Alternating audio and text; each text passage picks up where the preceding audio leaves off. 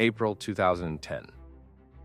A volcano in Iceland, with a name almost nobody outside Iceland could pronounce, erupts. Within days, it has shut down almost all of European airspace. Tens of thousands of flights canceled. Airports across an entire continent sitting empty. It is, at that point, the largest disruption to European air travel since the Second World War. And right in the middle of it, the biggest club football competition on the planet has a problem. The reigning European champions need to get a squad of the most famous footballers in the world from Spain to Italy for a Champions League semi-final in a matter of days. There are no flights. None. So they get on a bus. This is the story of how a volcano 3,000 kilometers away from the nearest football stadium nearly derailed the Champions League, and how the journey it forced may have quietly decided who actually won it. The eruption the volcano is called Eyjafjallajökull. Most commentators covering this story in 2010 simply gave up trying to pronounce it correctly and moved on. It began erupting in mid-April 2010, sending a vast plume of volcanic ash high into the atmosphere. The specific danger wasn't really about the eruption itself, it was about what that ash does to a jet engine.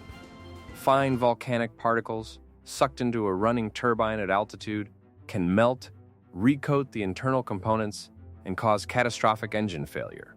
Aviation authorities across Europe weren't willing to take that risk. So, almost overnight, European airspace simply closed.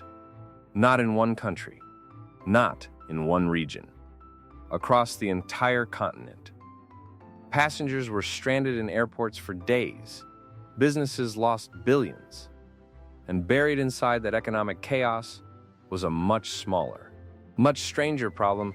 The Champions League semifinals were about to kick off, and one of the two remaining favorites for the trophy had absolutely no way to fly to their own match. Barcelona's problem, Barcelona, managed by Pep Guardiola, were the reigning European champions, on course for what looked like a serious shot at defending the title. Their semi-final opponent, Inter Milan, managed by Jose Mourinho, a rivalry that was, even at this point, already laced with genuine personal tension between the two coaches. The first leg was scheduled at the San Siro in Milan in late April. Under any normal circumstances, this is the most routine logistical exercise imaginable for a club at Barcelona's level, a short charter flight. The day before the match, no different from dozens of trips the squad makes every season. Except there were no flights. Not from Barcelona. Not from anywhere nearby. The ash cloud had made the entire airspace over Italy, France, and most of Western Europe effectively unusable. Barcelona's club officials spent days monitoring the situation, hoping the airspace would reopen in time. It didn't.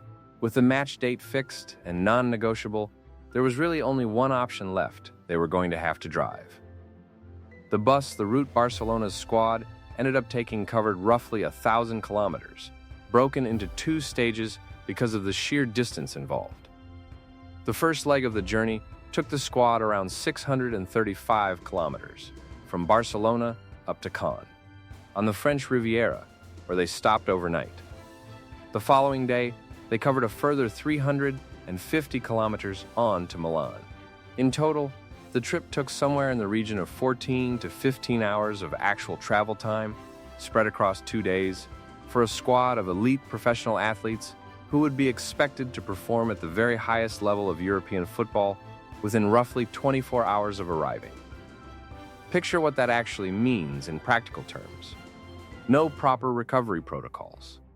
No structured rest. Hour after hour sitting upright on a coach, weaving through France and into northern Italy, with players who would normally be carefully monitored down to the minute for sleep, hydration, and muscle recovery instead, simply enduring a long-haul road trip like any ordinary traveling group. This wasn't a minor inconvenience tucked away from the football itself. This was the literal physical preparation for one of the biggest matches of the season.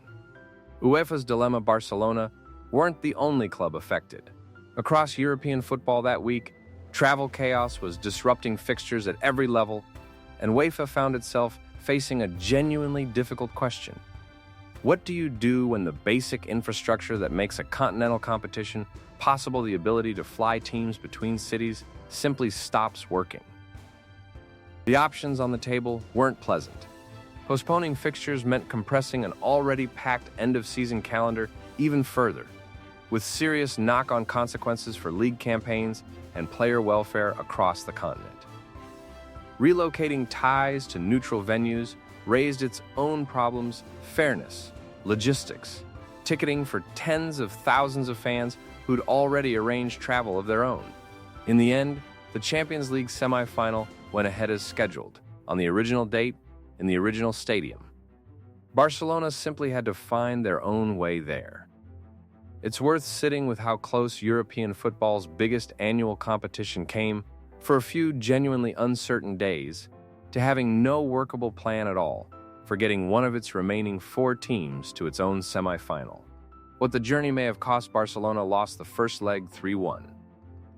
Pedro had put them ahead early, but Inter responded with goals from Wesley Sneijder, Maicon, and Diego Milito, and took a commanding lead back to Spain for the second leg. It's impossible to prove definitively that 14 hours on a coach cost Barcelona that result. Football doesn't work in clean, isolated variables like that, but it's also impossible to ignore that one of the most meticulously prepared squads in world football, a team built entirely around Guardiola's obsessive attention to fitness, rhythm, and recovery, turned up for one of the biggest matches of their season, having just completed the kind of journey no top-level professional team would ever voluntarily choose. The return leg at Camp Nou turned into one of the most dramatic nights in the competition's history. Inter had midfielder Thiago Motta sent off after only 28 minutes, leaving them to defend for over an hour with 10 men against the reigning champions on their own ground. Barcelona pushed relentlessly. Gerard Piqué eventually scored, deep into the second half.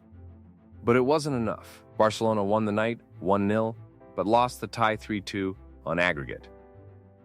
Inter went through to the final and went on to beat Bayern Munich, completing an extraordinary treble under Jose Mourinho. Barcelona's bus journey didn't show up in any official record of that result. There's no asterisk next to the scoreline. But anyone who watched Guardiola's side that season, a team built on precision and control, struggled to find their usual rhythm in that first leg, has been left to wonder ever since how much of that came down to fatigue that started not on the pitch, but on a motorway somewhere outside Cannes. There's something almost absurd about the scale mismatch at the heart of this story.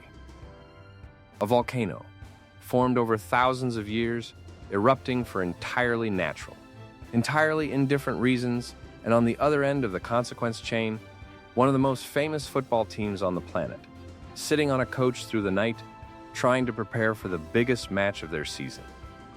Football likes to believe its outcomes are decided by tactics, talent, and preparation.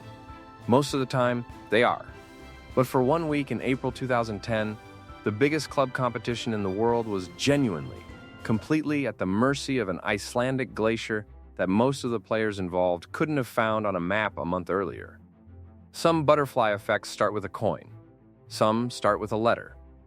This one started with a volcano nobody could pronounce.